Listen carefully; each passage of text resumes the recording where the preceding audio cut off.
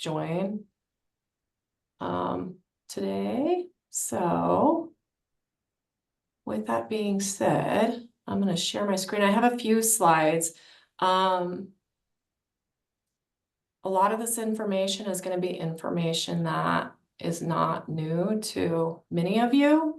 And really, I think Laurel's and my hope is that, we just have some open dialogue. I know that one piece before when, right before this MPS money went away and Craig Fiscus was overseeing it, we were posed with that challenge of only being able to use a certain percentage for personnel. And I've heard from several counties that that is still an area of concern. So Laurel and I have spent quite a bit of time looking at some different ideas for activities. And I guess my hope is that maybe we can generate some conversation today too, between all of you in terms of ways that, if you're going to apply, you might anticipate using this funding just to kind of generate some conversation and ideas. So with that, I'm going to get us started. So basic award information. YSAC, as probably most of you know, was awarded $1,140,000 for that 22-23 MPS funding through OJJDP. So our goal, and we've done some number crunching and adjusted different ways, because really what we want to do is get the bulk of this money out to communities, really to be able to expand the work that is already happening with juveniles, all the good work that's happening, but also to really get counties hopefully excited and creative in terms of possibly new ways to use that. So that project year, this is a 2-year award or 3-year award. Sorry, I apologize. And that $880,000 is the money that will be dispersed during that entire project year. We're looking at breaking these funds into different projects here. So the first project year will run January 1st, 2025 through December 31st, 2025. And we anticipate giving out approximately $550,000 to juvenile serving entities throughout the state, in addition to $80,000 in which we intend to contract out those compliance inspections for secure facilities. So with that being said, we are encouraging people and, agencies, counties and state entities to apply for some of the subaward funding up to $50,000 for project year 1, which again will run starting in January. Any questions on that? Oh, I've got some people in the waiting room. Let me add them in.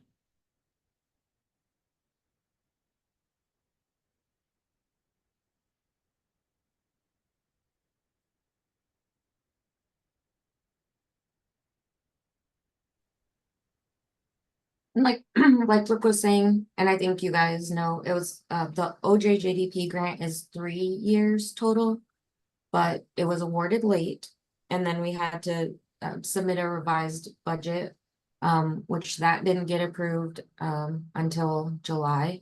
And then I had to take a training, which wasn't until July.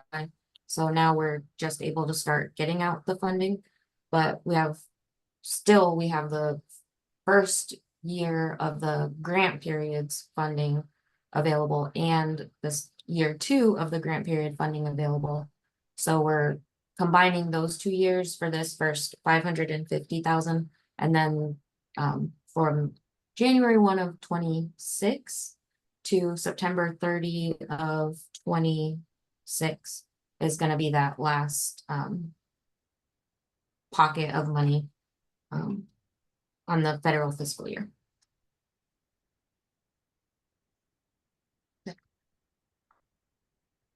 Okay. So some important upcoming dates. So we're holding 2 informational webinars, which really we intend to be kind of some QA sessions. The first one's today with a broken and valid link. So hopefully those that were not able to join today will be able to join our second one tomorrow morning. But if all else fails, we are going to record these meetings, as I said earlier, and we will be posting those to the WISAC website.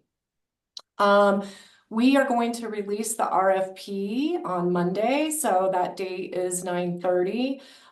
We will send those out to the CJSB groups as well as post it to the WISAC website. And Brandon, I don't know if you saw my email and if it's a possibility, but we were hoping also to post that to the SACJJ, the State Advisory Council website as well. So look for that. Deadline for questions to be submitted to us, and those will just be submitted via that reroute email address that we have, and all this information will be in the RFP too. That we'll be submitting or that we'll be putting out is November 4th. And then we will be offering individual technical assistance to folks. But in order to have time to do that, we are also putting a deadline on that for requests to happen by November 4th. The RFPs, your proposals will be due back to us by the 14th of November. And then we're going to get together, Laurel and I, with the State Advisory Council for Juvenile Justice, the grant committee, to review proposals that were submitted to us. And we're hoping to have, we will have some award decisions made by December 6th. Project year one will begin by January 1st, and we recognize that this is a short timeline. As Laurel had said earlier, we got the funding late or got, awarded late. And with that, we're kind of in a crunch, but our goal in having a quick turnaround is to do whatever we can just to try to speed things up a little bit.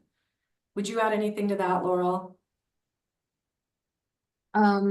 No, I don't think so. And of course, New Year's Day is January 1st. So once we let everybody know about their funding, then we can start working on the contracting between UW and each entity and whatever kind of, paperwork that UW needs. So this is a hopeful start, but the contracting process is really what's going to determine when the first funds can go out. Yes, good. So I'm guessing most of you are very well aware of the Juvenile Justice and Delinquency Prevention Act, which strives to respond to juvenile delinquency, improve the juvenile justice system, really by protecting the well-being of juveniles, promoting fair treatment of them, of kids that are already in the system, and working to prevent youth from entering further into the system. Wyoming, of course, Wyoming is not in compliance with this act, and really this is where this funding comes from. So hence the non-participating states funding award that we were given. So this funding is to be used to carry out activities described in the core requirements of Title II Part B formula grants program, which really is about deinstitutionalization of status offenders, separation of juveniles from adult inmates. That would be sight and sound separation, removal of juveniles from adult jails and lockups, and identification of racial and ethnic disparities. I think one piece that I'm pretty excited about is we're working closely with WASCOP to, put a contract out there for people who might be interested and have the experience to really help inform the compliance checks across for secure facilities across the state to really make some progress in this regard. And then my hope in working with all of you is that we can get creative in terms of looking at some of these activities to really benefit youth. Things to be aware of. I don't think most of these are surprising. So I'm just going to bring them up here and let you all look at that for a few minutes to see if anybody has questions about any of these ineligible categories.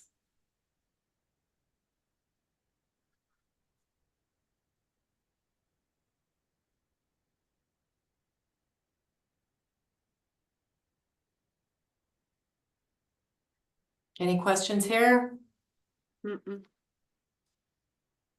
Okay, so some additional requirements to be aware of, and I mentioned this at the beginning of our meeting, and I know some of you were late to join, hence that broken link. But there continues to be a 10% cap on personnel costs, so something to be aware of. So each subaward will have that cap. There is a comprehensive risk assessment process that is completed through UW prior to receiving any of that subaward funding. Laurel, anything you want to add to that piece? I was I reached out to campus today to find out more of what goes into that. I know it's checking to make sure the grantees aren't suspended or debarred. Probably basic stuff that you already have to go through when you submit proposals to other entities. But I'll get more clear information on what is included with that.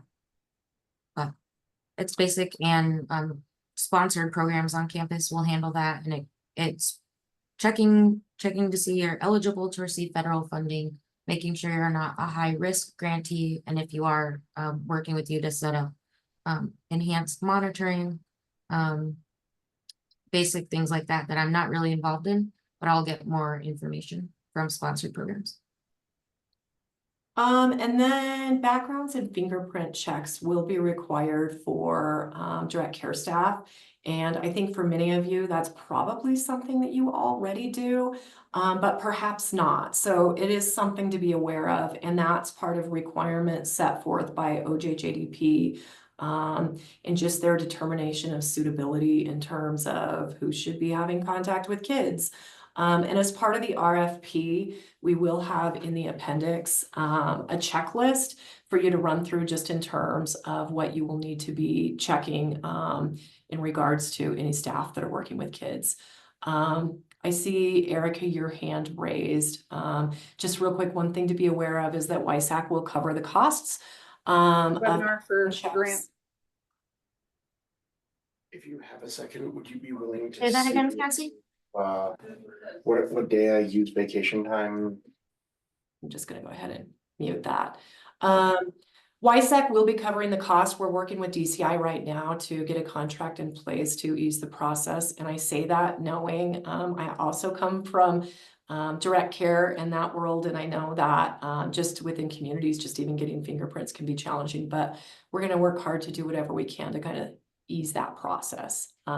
Erica. Yeah, I just was gonna ask, for the comprehensive risk assessment, does that also need included in the expense for the budgets from the local communities? No, Or is so it's that- just gonna be, yeah, it's just gonna be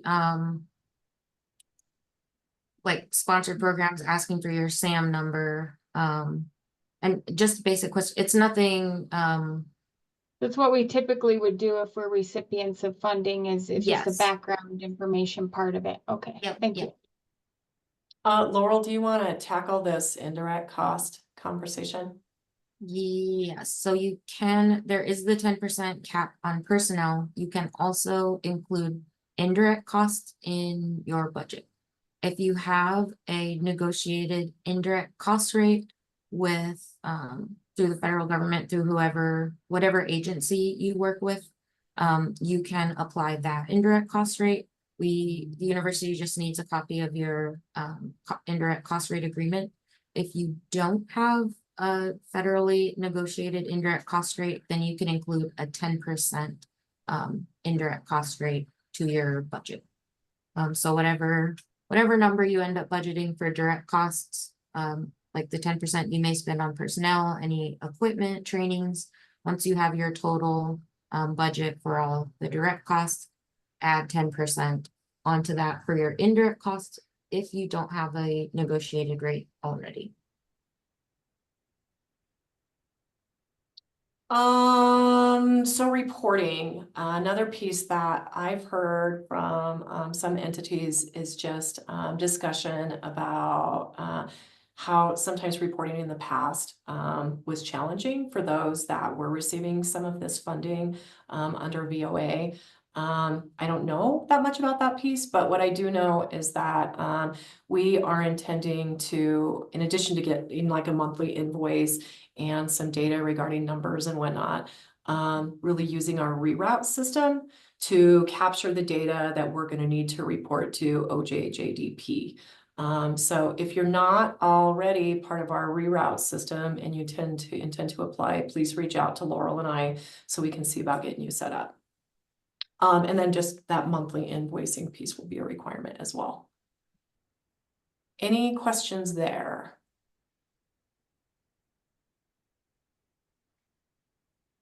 Erica, Oh, go ahead, Laurel. no, Erica has a question. Oh, Erica. So essentially for the monthly invoicing portion, or excuse me, wrong part. For reroute, will you send out like a notification that you're extracting the data and when? Or in case we have, we need to go back and make entries still, or how would that usually be retrieved for entities that would be utilizing the system? I actually haven't thought a ton about that. So Okay. yeah, open for discussion. And I think twice a year is when we would need to submit the data to OJJDP. But yeah, we can definitely talk about that for sure. It was quarterly previously, Quarterly? but I don't know if that's changed. Do you know if it 'Cause was we also- quarterly? Sorry, go ahead. We also invoiced quarterly. I mean, you did them at the same time, the invoice as well as the data reporting. So, but doesn't mean it's not different. Okay, I'll double check that. And I don't know the guidance we got from UW for just the university's preference on invoicing was monthly. Does that sound difficult to do? Should I ask for quarterly invoicing? I think it depends on what people are budgeting. I mean, in the past, we used our budget quite similar to the same as our CJSB budget. So it was easy to do the invoice because we were already doing the CJSB invoice monthly. Mhm. But it depends on, I guess, what people are budgeting and including in their budget, how difficult it would be. I don't, speaking from Sheridan County, it's not difficult for us to change and do monthly. Okay. Originally, Craig had his own standards, so maybe you did only have to report twice a year, but Craig was doing it, quarterly so that he could compile the data easier for himself. I think he set whatever standard that wasn't necessarily what the OJJDP requirement was. Okay. We will get back to you all on that.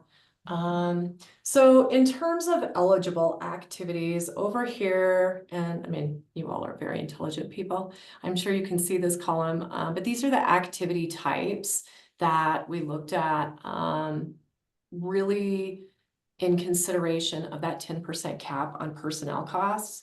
And we did some brainstorming. We worked with Adrian Frang and just reached out to some folks just about some ideas or about what people intend to do. But we have kind of a list. So under data collection and reporting, you can see there's some conversation about, are there things that would be helpful in terms of evaluating your program? Are there surveys or assessments that you could use pre-post? Activities, events, training to support your programs, supplies, equipment. We've talked a lot about this being an opportunity for staff development and training, or, if there are certain risk or protective assessments that you would like to implement with youth, because those things can be pretty costly. Curriculums. One piece that I think is pretty cool is there is an ability for you all to contract with other entities to support your programming. So an example might be contracting with a mental health provider in the community for substance abuse assessments, or to come in and provide some specialized groups for juveniles that you're serving. So those are just some ideas we came up there. supervision and monitoring. I think a lot of these before, I know Craig had discussed, and I know that some counties had used these funds for like electronic monitoring and that sort of thing. I mean, you can read the rest of it. And I think really looking at ways, are there ways that we can expand upon like crisis resources for kids and families in the community to really prevent placement in detention? I think the piece to really be cognizant of and think about when you're completing your RFP is tying these back to, or your proposal is tying these back to those 4 core requirements of the JJDPA, which is really about, you know, preventing to the best of our abilities youth, in fact, ever entering the juvenile justice system or entering and ending up in detention. So those are considerations. Thoughts on this? This is where I was really hoping to have conversation, and really our last slide is just the question and answer period. So I think this is the time really for us to do some brainstorming or chatting, or, you know, tell the group what you're doing or ideas that you have that maybe they could benefit from too in serving kiddos in their community.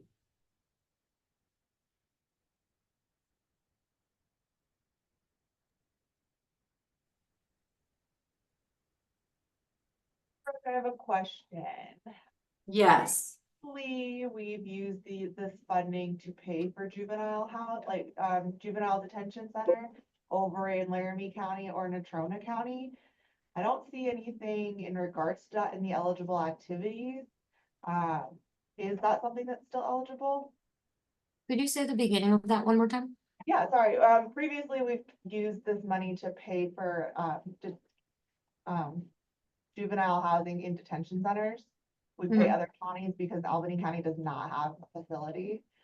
And I just don't see anything in regards to that, but maybe I'm missing it. Yep, so you can pay for, like if the detention center in Laramie has a flat rate or a daily rate for a bed in their detention center, that's an activity, or something you can use the funding for. If there's a rate that you would pay, for the sheriff to transport a kid from Laramie to, Cheyenne, that's an acceptable activity. Yes. Thank you. Essentially, Bailey, what that would do is prevent a youth, hopefully, right, from being in an adult holding facility where they would be, you know, exposed to adult inmates and sight and sound. So those juvenile detention facilities would be appropriate, as Laurel said.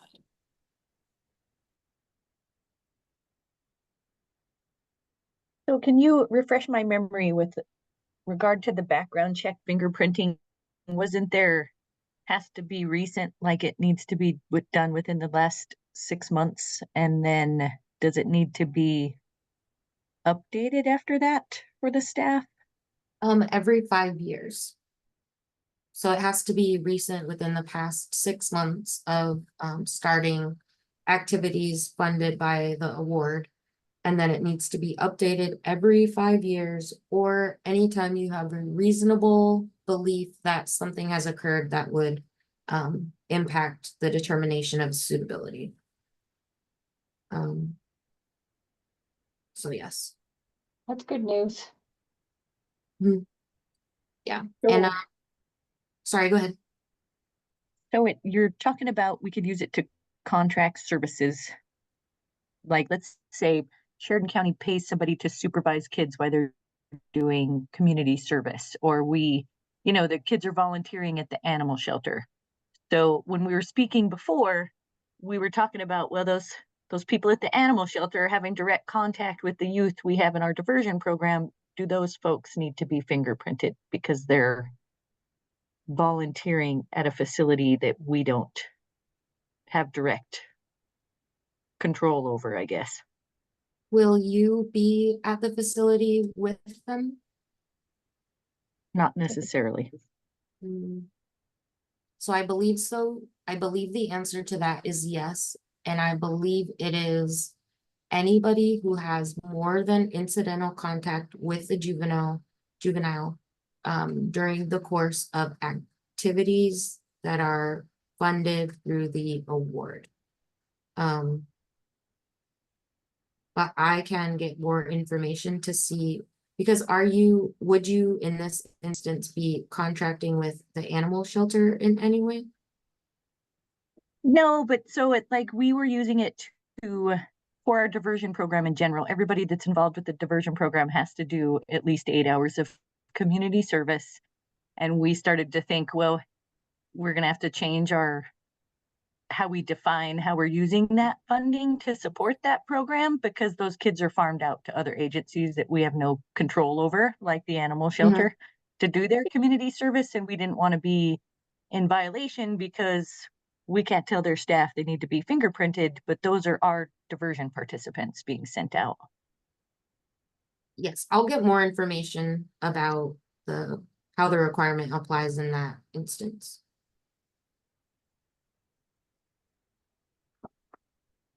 How about rent? If you rent a facility for a meeting for the kids for group, can you write it off that, use it to pay for that cost if you're renting a building or something to run a treatment group for your program? I believe the answer is yes. I believe that there are some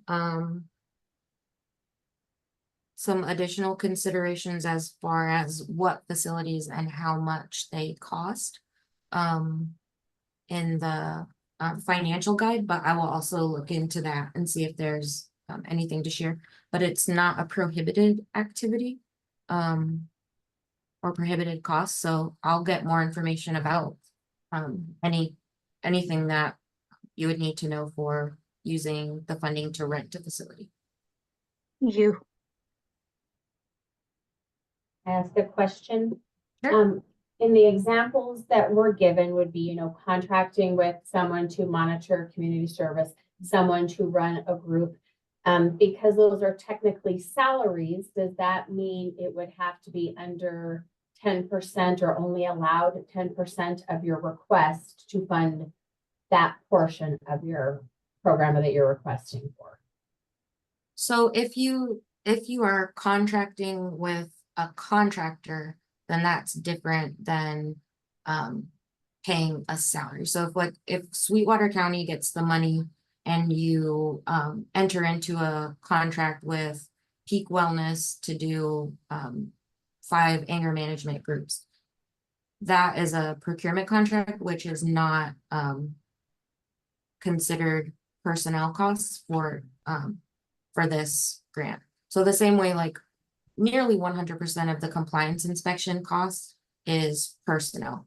But- That's my issue, and I'm trying to come up Yeah. with solutioning to get around it. So if I contract with Bill Smith to run a diversion program, then that does not fly because that would be using it for the salary.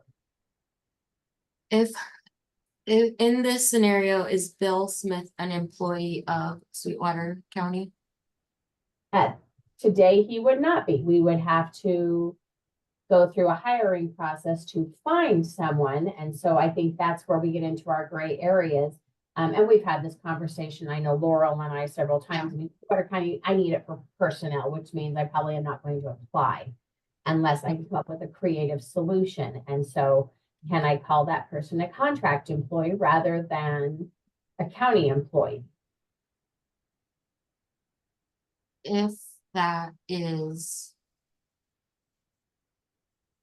true, I guess. So like if they For splitting, I'm just wondering if it's a yeah, so I don't know. Sounds like a great area, and we can talk more about it and run things by the Cara Blair is our project officer, program manager, and we can talk to her more about it if she'll give us an answer. Christina in as well, as that's certainly her specialty, but Yeah. I think if there was, let's say there's a program in the community that's not affiliated with the county at all, and you contract with them to do diversion, then I think that's completely fine. but If they're working in my office, then we're Yeah. not really contracting. yes, then they're more an employee. We recognize the challenges with that though, Karen. I mean, we really do. So know that, So in not that it makes it better, but we recognize the challenges. our office was kind of looking at more, and it doesn't align with the purposes of the grant, though. I mean, not direct alignment, I guess. We were looking at like administrative things that we have to pay. We have to have a financial audit. And that covers our diversion program and juvenile services program. Can we pay for the person that does our financial audit? And then like we have to rent a copy machine to print out parent handbooks for students or clients that we have on probation. So can we write off the lease of that copier?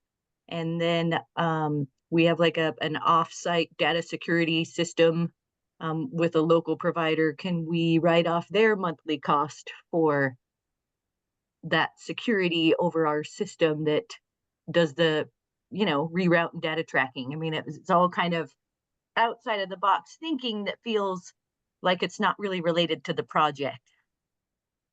Yeah, so you definitely want to be able to tie the activity to one or more of the core requirements, and also be mindful that you're not supplanting any other federal funding that you've received. So if you say you had written a proposal or you've gotten a project that had included renting the copier from OJJDP last year, you can't use this money to take the place of federal money you've already received for the same purpose.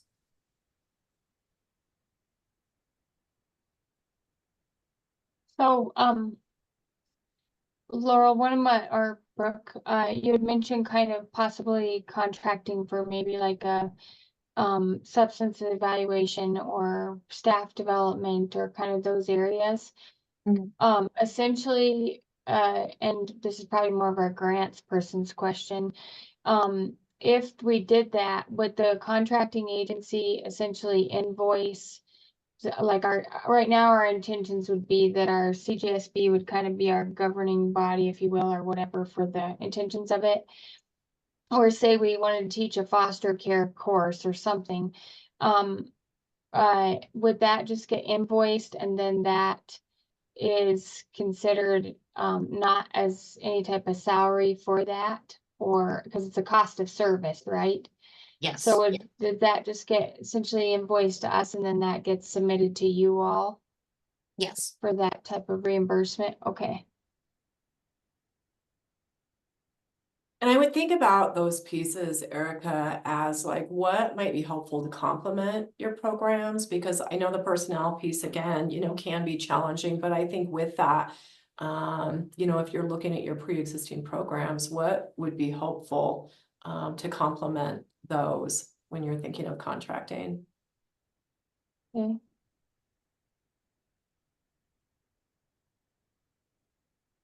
And I keep then that to our core requirements here.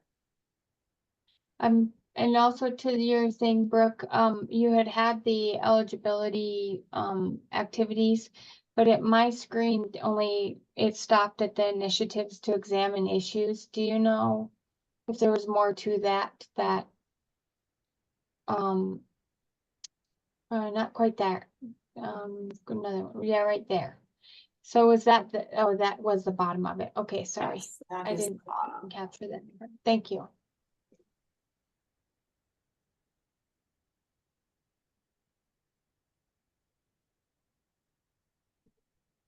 You know what have you given any thought to what you would do, Erica?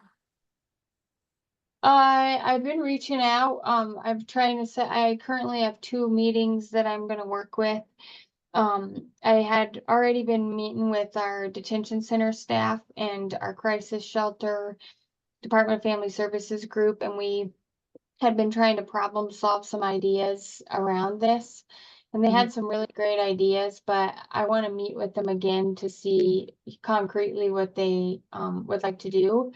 And then our grant person had asked that we open the RFP open to larger than just our juvenile justice entities that typically participate, to see if we could have maybe some other ideas too. So, that's gonna be, you know, kind of a additional part. But it easily set to your answer, no. I had about 5 different ideas that had come up, which I was excited about, because usually we're just gonna go do what we've always done.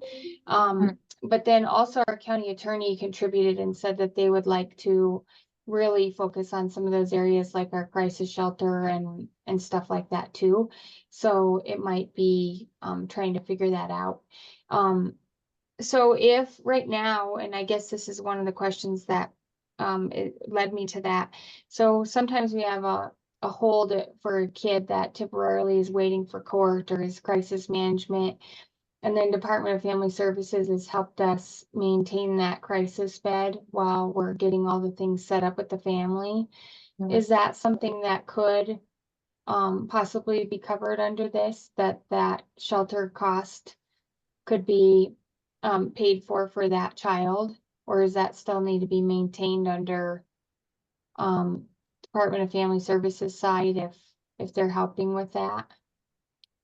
Can I jump in, Laurel? Yeah. I think that this is a good conversation, Erica, and this is a conversation that Laurel and I had earlier.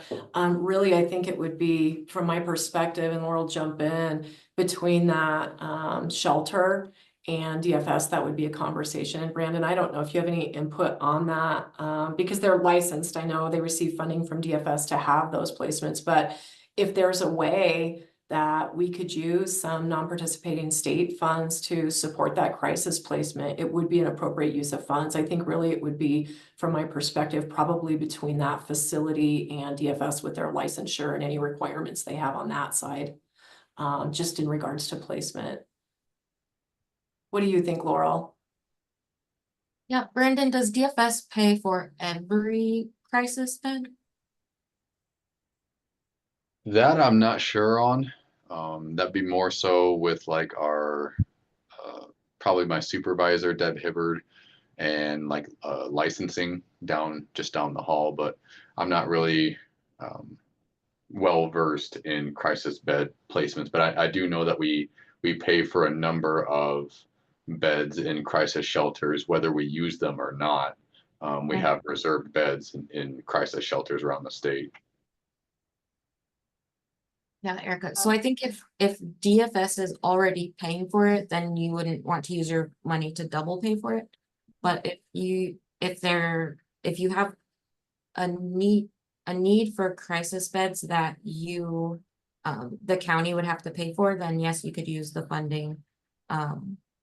Yeah, and it would be really more of a matter of the families, you know, of like, we try our hardest to make sure financially the families can do it, but Mhm. if they're not able to, we only try to reach out. And ours, there's not like we do have a certain amount that they'll hold, but we're always above that, and so they don't have enough staff to do it.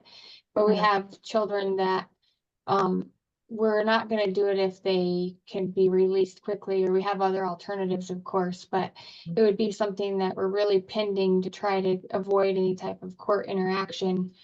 But then try to get other means set up for them. So and our DFS rep, person and our crisis shelter's been involved in these conversations too, so and we collaborate really well on those. It wouldn't be competitive conversations really, so I'll definitely talk with them too more about that, but we had just a lot of different ideas thrown around, but because currently right now, and in our community, and this is one of the questions, is we have a partnership between our police department and our local hospital for what we call Project Choice, and we send a staff person to go de-escalate and sit with that family member so the law enforcement can leave like the mental health placement until hopefully the goal that kid returns home and doesn't even have to go to crisis or detention. But that would be a staffing cost. And so that goes back to that 10%, right? For the personnel issues. And so who does the Typically the Yes House hires staff for that. So I didn't know if that'd be contract. And you And contract with the Yes House to provide that service to you. yes, that's what typically happens, is they essentially invoice us saying this is what's been completed. And then they'll, do that through there. And we are always short in that area of not, of having someone, because sometimes they could sit there for several hours trying to get all that mental health stuff worked out, but then it frees up our law enforcement to not have to be there when it's not really a criminal area, or if it is criminal, we're trying to keep them from having to go to detention to more so get some of the mental health stuff addressed. Mhm. But Yeah, sometimes, I mean, the kids go straight home and we don't have to even, some of them we don't even have to put in crisis if we're able to get them, to a more appropriate option. Yeah, so if you can contract with Yes House to provide you the service of monitoring someone, then that's different than you paying the salary of a Yes House person. It's a Okay. ridiculous. This is being recorded. It's an interesting challenge to think of, but if you can think of things as paying for a service that's provided instead of paying for a person to do some work. So yes, I think that Say like a de-escalation service that's contracted versus paying the salary for the person. yes. Okay. If you Cool. think about it, Erica, in terms of what we do versus who does it, then sometimes it's easier to separate the service itself from staff to really think creatively about how you might be able to contract for something similar. That's a great idea.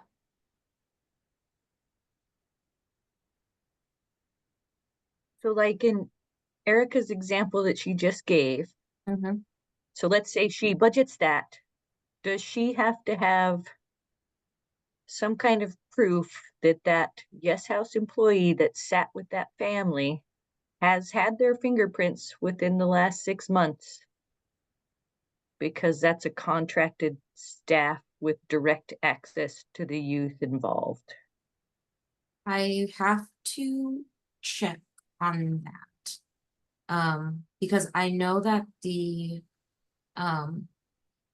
requirement applies to subawardees at any tier. So if we subaward $50,000 to Sheridan County and then you subaward $20,000 to someone else, that requirement follows the money all the way down for subawards. I do not know how it relates to procurement contracts or contractors, so I'll have to look into that.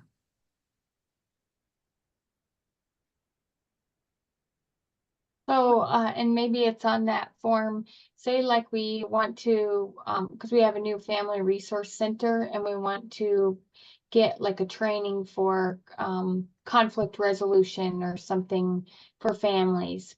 So we could, essentially it could purchase the curriculum for the items or what have you, if that was, appropriate, but it couldn't pay for the trainer to train the persons in it, or could it?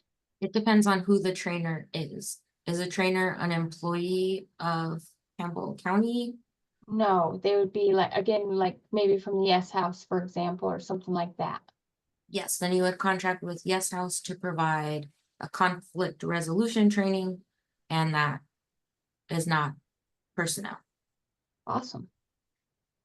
You can't buy food though. But yeah. You can pay. So I don't think that we are going to get the revised budget in time to be able to pay for people to go to the OJJDP conference. Because once we know the amount of the subawards, we have to submit the budget back to OJJDP again. But let's say there's a good conference that's really relevant to this work, next year in Chicago, you can also use this funding for travel and things related to going to trainings. With the cost of the salary of the person going to the training needing to fit within the 10%. But airfare, per diem, hotel, those are things that you could include to support a training.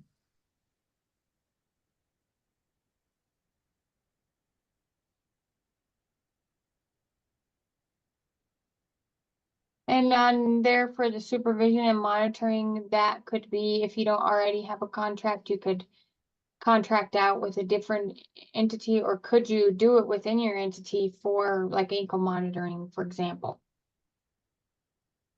Say it's Campbell County that's doing ankle monitoring, could they pay for that, or would that have to be contracted out for that service?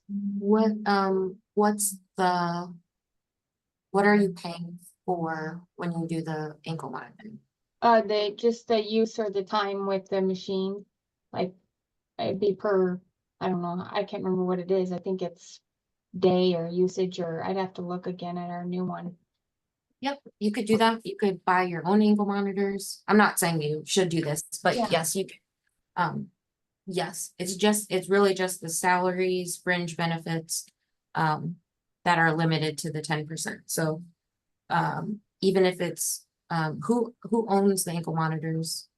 I think we contracted a company currently, and then they have like a GPS monthly service that we pay or whatever for it. So I didn't know if that's something that. But, and then also, you know, we haven't done some of that and other things we have, so I was just wondering if that was an option for it. Yep, so if you are, you paying for the, you know, the GPS, the monthly fee, the actual rental of the units,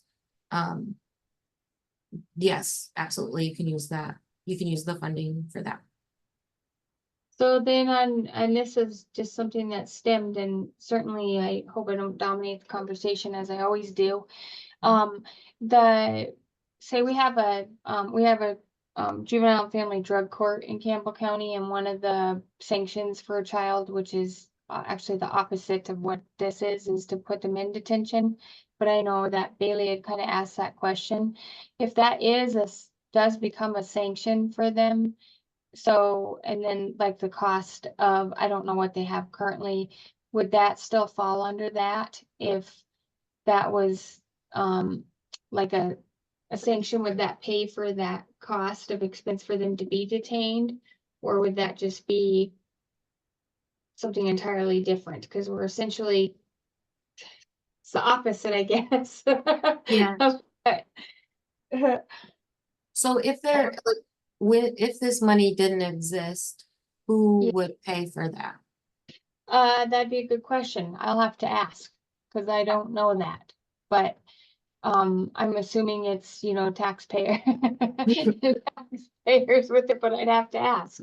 Yeah, But I don't know if they have an expense they have to pay as participants or what that looks like. So I was just wondering if that was something that did have to pay per day or something, if that was an option or not.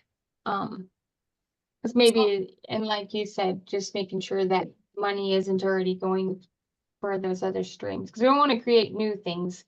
If possible, we just want to provide avenues to reduce our ultimate goal and meet those four core values. And I Yeah. think that's the key, Erica, is thinking about those core requirements, and Mhm. does whatever you're proposing support those requirements? and so I think too, let's say you have kids in the community where if you could pay to get them into a crisis bed, you could do that. But if you can't pay for a crisis bed, then they're gonna end up in the detention center. then that, so I guess just try to tie everything you're proposing to, like, ideally, they don't go to detention at all, but if they, how does this activity even change, like with the training, if if our staff can be trained in de-escalation, then we should see fewer kids ending up in detention. Or, you know, if somebody can come sit with the kids while they're in the hospital until they calm down, you're reducing the likelihood that those kids end up in detention or in some communities in adult jail. When Albany County is driving the kids over to Laramie, they're keeping those kids out of the Adult Albany jail. County Detention Center. So yeah, so Makes try and think of how does what you're doing help with the core requirements. And then, this is something we haven't done in a couple years, but we implemented what we called the juvenile weekend program, which was the step before kids went to detention. So say they had a ton of community service, or it was like a last ditch effort, they violated a sanction somewhere, or they weren't successful in ankle monitoring or whatever. Then what we would have is the detention center staff, we kind of repositioned them that if a kid was in detention, they would have had to be monitoring them. So then they partnered with a lot of our local agencies to monitor those kids and do like community service with them. So they could try to essentially get those obligations finished or get a job, or, you know, lots of different things that we've been creative with. Would that be something that's considered salary since our detention center staff are through the county? Or is that different if it's not their, since the county's receiving money, and I think this is probably where Karen had some issues. It doesn't matter which department it's through, it's just that being the compartment of the conduit of the fees, right? Or the funding, if you will. I believe that is correct, and like I said, I'll bring these questions back to Cara and try and get more information. And get back to you, but I think that is one that would be hard to change it from personnel costs into a service. Again, though, Erica, you might think about what it is that they do. I don't know what they do with the kids during that time, if they're not in detention, but are there activity supplies in there that they could purchase? Yeah. Or curriculum so a lot to use with we the would part- kids? Yeah, we would partner with like the workforce services, and we'd have the workforce service supervisors come in and teach them how to make a resume or something, and or have, you know, someone from mentorship come, and then they would, you know, so we had like a half day. It was kind of like if you ever seen Breakfast Club, the kids would come a half a day to the but it was very structured. Yeah, exactly for that. But it was a goal that they come every Saturday or whatever we had it set up. And then that was their alternative rather than have to go to detention. It worked out great if everyone was able to flex or donate their time, if you will, because our entities were paying them anyways, but now we're just changing our job duties a little bit to keep them out of the detention center. And so first detention's like, wait, you're gonna mess this up because, you know, we have to be here anyways. But then it was nice because they had something to do, because those kids, you know, the argument could have been they're not here, so why have our staff do that? But it's interesting. So Yeah. Well, think Um, about what it is that you do, because it would be appropriate for you to contract with another entity to come in and provide some of those services, or are there curriculums they could use that would be helpful, or program supplies outside of food, as Laurel said, that would be appropriate. awesome. Bailey? Let's see, I just have a quick 4 questions regarding the application specifically. Can you remind me, does this funding require a match? No. Okay, perfect. And then, in the application, are we only to ask for the $50,000? Yeah, so you can ask for up to $50,000. The challenge has been trying to guess how many people are going to ask for money. So once once we get all of the applications and the grants committee goes through them, if there's money left over, then we can reach out and talk about you know, handing out the leftover money if there is any.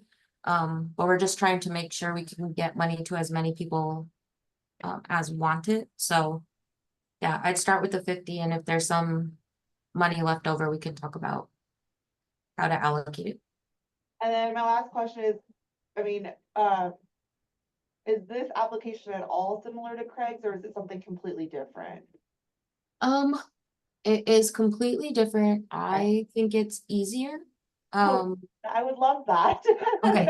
Yeah, basically, I think the application is tell us what you want to do, give us Okay. the budget in the appropriate categories. I think it's easier. Okay. Not asking you to like research any numbers or anything.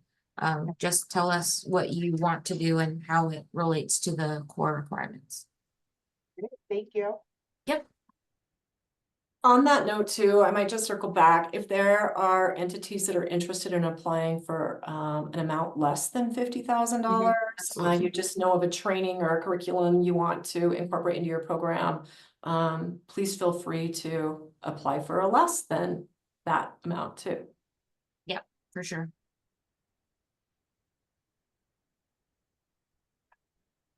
And I might also just say too, if while you're filling out the RFP or you're writing your proposal and you feel like you would like to request some technical assistance, you know where to reach us. Just reach out to that reroute email address or give us a call, and that information is in the RFP.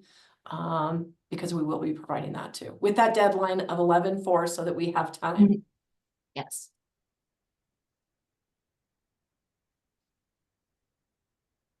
Any other questions or thoughts? Again, I apologize for the hiccup starting this. Now I'm anxious about my link for tomorrow. So after I get off, I'm gonna go and check that link. Well, it worked, Brooke, because I was able to log into tomorrow's link. Okay, well, Okay. but That was tomorrow cute. morning it won't work because that's what happens with me and technology. There's no rhyme or reason sometimes. And I even got on early and I'm like, I'm doing something wrong. Why is this not working? So thank you all for your patience with me on that. I don't know what that was about. And I go ahead. Um, No, you go. Go ahead, Laurel. I was just gonna ask for others on the call, did they have any other things that their communities had been thinking about? Or, I mean, for ideas too, because maybe there's something that we hadn't thought about. I could tell you for Albany County, previously we've used these funds for detention, or juvenile detention housing. And we've also contracted with Big Brothers Big Sisters for diversion services. And then there was 1 year we used electronic monitoring, but that's it. I mean, really, this $50,000 does not go a long ways. So, I mean, just piece of advice, it sounds like you have quite a few options you can choose from. I'd really narrow it down to just a couple, and then you can put more of your focus there, because you'll see real quick that $50,000 is not that much money.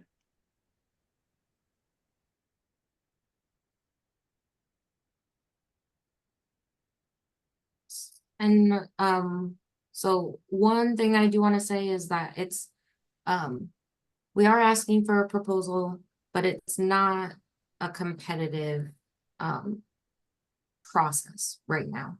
We just and what the grants committee is going to be looking for is whatever you write up, making sure it falls within the scope and intention of the award. So funding for activities that support the core requirements, but it's not like, you know, Erica's gonna turn in a proposal and we're gonna give it a score of 2 and you get no funding. Everyone who applies will be funded as long as their proposal fits within the scope and requirement of the funding. So don't be too stressed out about it. The key thing to remember is that what you're proposing moves us towards us being Wyoming. compliance with the core requirements and tries to keep kids out of adult jails, status offenders out of detention completely, not in jail with adult offenders, and or reducing racial and ethnic disparities. And it's an and or. If you are completely focused on making sure status offenders don't end up in detention, that's completely fine. That would be great, actually. So, You to know, that, too, sorry, Erica, I was just gonna piggyback off of what Laura said real quick, just to say that, yes, what we want to do is get the money out. Be aware that we don't know how many people are going to apply, so amounts awarded, those sub-amount totals, still are a bit tricky to figure out until we get, you know, everybody's proposals in and figure out subdivision of those awards and how much people are requesting. So just know that. Don't feel Um, to ask for the entire 50,000 if you don't know what to do with it. and maybe this is kind of a technicality question because it had been on there. So like we have struggled with like vaping and tobacco being the status. Are we looking more of like alcohol related things that can be jailable offenses that has to meet that? So like currently we have like 8 people trained in a tobacco class, but we want to have more to. So, you know, we would like to have more facilitators for the opportunity for those classes, or we'd like to pay for the curriculum that the kids could utilize to take the classes. Would that apply with it being tobacco related, or does it have to be an offense that, I mean, you said status offenders, which I didn't know if it has to be a caveat of status offense that could be detained. Well, I mean, can you, when you're thinking of it, can you draw a connection between, like if a kid gets a citation for tobacco, Mhm. in your, you know, experience there, is that their entryway into kind of legal involvement? Well, yeah, because we had a new municipal judge last year, which he's since moved on, that ordered our kids to juvenile probation on a tobacco violation, their first offense. And so when that happened, what was happening is if they didn't comply with the requirements, then it led to a possible revocation. And they weren't getting arrested for the tobacco, they were getting arrested for contempt or whatever. And so we're like, wow, this is a bit extreme, you know? So, and so we implemented a whole new program track to opportunity for children to be preventative. But I'm just wondering if that's an option to where we could have, you know, research. We have many research programs out there, and we're just thinking maybe we could have pay for that fee, you know, if it's an alternative or something for them to take that class if they can't afford it, or to purchase the curriculum and then have them sign on or pay for license. I don't know what it looks like anymore, but I was just wondering if that's a possibility because we have a couple school district staff that want to get retrained. And I'm just wondering if that's an opportunity for them that could, but I didn't know if that applied in this instance or not. Yeah, I think you can make that case, especially, I mean, you said that judges moved on, but that is a thing that I have been The reading new about. ones, and we're one, The new one, yeah, what? yeah. We have 2 new ones that took his place, so we're waiting to see how that's gonna go. Okay. It was a recent change. So we're hoping that they'll go back a little bit to some of the other thoughts, but Yep, but that sounds appropriate to me. awesome. Thank you for all your guys' hard work on this. This is a huge workaround for communities. I hope that requirement goes away, because it really seems impossible.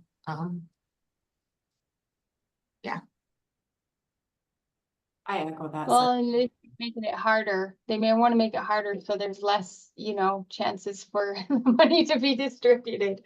It seems like, but hopefully we'll outsmart them. I would just, and I would just encourage you all to really be thinking about the what needs to be done versus who's doing it, to kind of separate that personnel. If it's helpful, just to think about contracting, or are there pieces within that what that you could pay for, such as curriculum or something of that sort, or de-escalation training for your staff, like Laurel suggested.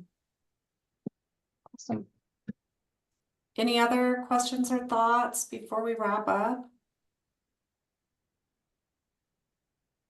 So I've totally been interrupted a million times today, so hopefully I'm not totally missing everything. Erica, you had talked about just what other communities are thinking about. So Fremont County, definitely one of the things that we're talking about is ankle monitors.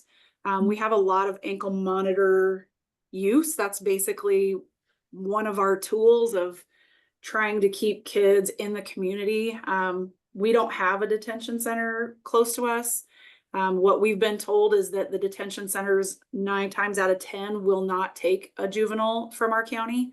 So our juveniles actually sit in custody in our adult jail, which, I mean, I don't know, maybe I just need some help, because I found all the paperwork that shows that our adult jail actually was built at one point to house a detention center. And then that has, at some point now, we supposedly no longer have sight and sound separation, even though the building was built with that specifically in mind. So I'm kind of over here shaking things up and irritating people in Fremont County, but that would be something for me too, is like figuring out, would really love to figure out how to get our detention center back running, because we have a lot of kids within the system, and we're a little different in that we basically have like 3 DFS agencies. So we have the tribal entities. So there's 2 tribal entities, and then our Lander and Riverton partners. And so because of that, we consistently have kids in custody. Currently, there is a juvenile that's in custody because there's no place for that kid to go. So they're sitting in custody because there's no placement. And so we see this a lot. So I think for us, looking at what we can do to try to expand crisis bed placement. If it's, hey, we're just going to pay you, and okay, you get $100. Okay, can we pay $125 and just have a constant bed open for us? So those are some ideas. Definitely things around mediation and restorative justice, just trying to figure out how to keep our kids within our community, but also like engaged as a member of our community, not just in our community. So those are some things that we've kind of talked around a little bit, but definitely want to just kind of talk with the other people that are within our like our little network, and see what else people are seeing. For us, like I said, ankle monitors, and the other one I was thinking was remote breath, because that also is something that we utilize with our juveniles at times. And we have kind of a group of kids that have some high BACs and have DUIs. And so whatever we can do to try to, unfortunately, the system that we have now does not have GPS and the remote breath, or the, continuous alcohol monitoring available, but that would be something that we would, I think, look at as well, to just help us keep kids in the community as long as possible. And so those are just, I think you guys came up with a lot of like really great ideas of what you're doing. And so it helps to hear that. Sometimes we just feel like kind of a little island over here in Fremont County, and we're looking at monitors because we're like, our monitor bill some months is pretty expensive. So that to us would be a huge benefit. Yeah, absolutely. And those all sound like acceptable to OJJDP uses of the funding for sure. And like Brooke, I said, we will have TA available to people. But if you have an idea that we haven't talked about and you're not sure about it, we can talk about it too, in a TA or just in an email. And if we don't know the answer, then we can reach out and get the answer for you. So if at any time when you're writing, reach out And we'll try and either give you the answer or connect you with the answer. We're here to try to make this as easy as possible, and we recognize that there are some challenges in between, so. I was just gonna ask So- oh, I'm so sorry. That's all right, Erica. Go ahead. I was just gonna ask for the compliance monitoring side of it, once you get that person. There had been violations. We knew that there were that because of the structure of the buildings and this and that. Mhm. Is that something that you guys saw in the grant proposal that would make us less likely to get the funds in the future if we did have violations? Or was it just, we have to have the compliance part and we're trying to maintain that as part of the grant? So I know it wasn't necessary, but it's kind of additional or what have you. I Mhm. just wonder if you guys got any vibe from that. No, so it is my understanding that, and the number of states that participate in the JJDPA seem to vary. Some states or some states join in, some states leave. So this, right now, I think it's only Wyoming and Texas who don't. And I kind of get the impression that it's like the state isn't eligible for this money. So OJJDP wants to give the money to someone else in the state to do the best they can.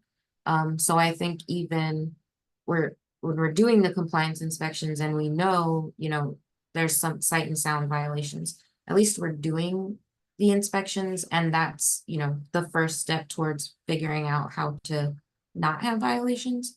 But it's not as though, we'll turn this paperwork in and have, violation rates above the standard and then they won't give another grant. I think it's all funding to move towards compliance, even though we know that that's probably pretty far off in the future.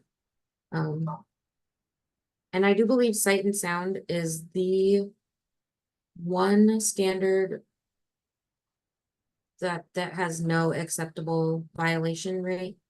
Brandon might know better. But there are violation thresholds for the other two, removal and the other one that I can't think of now all of a sudden. But yeah, so to answer your question, no, I don't think that's not a concern. You just have to take the money, use it wisely, and do our best. Awesome.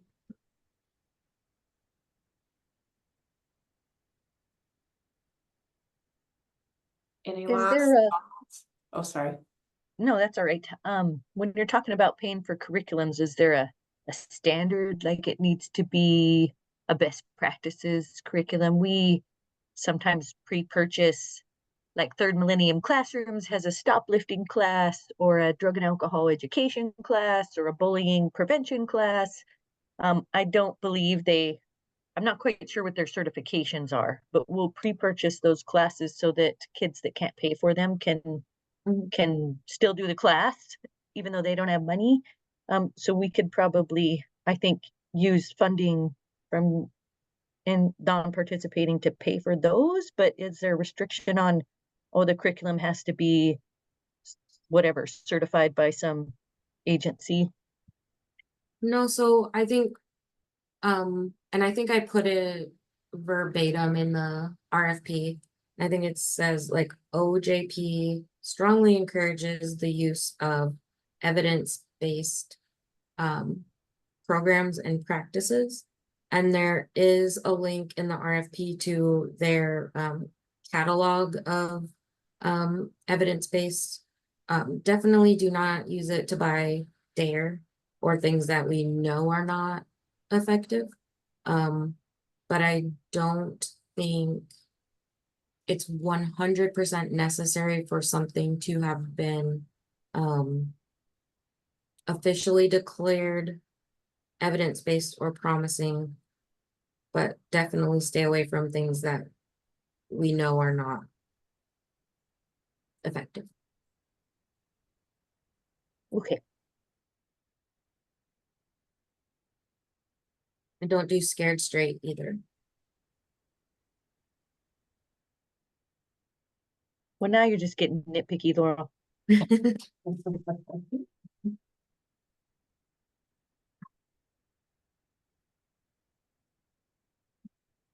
You're on mute, Erica. I said they just have to meet Jen and then they won't have to have the curriculum for it. They'll be scared straight. Because I'm so intimidating Yeah, exactly. with my giggling every 15 seconds. Yeah, that's people are scared. Right. You all, thank you so much. And, you know, as we do wrap up, just know that we will be sending that RFP out on Monday. So look for that. I will put this recording on our website. And, yeah, I just appreciate the conversation today because we do recognize that there are some challenges and we're here to do whatever we can to try to make it as easy as possible for all of you. So as you're completing your proposal, if anything comes up or you need any help, reach out to us. That's what we're here for. Absolutely. Good to see you guys. Thanks, guys.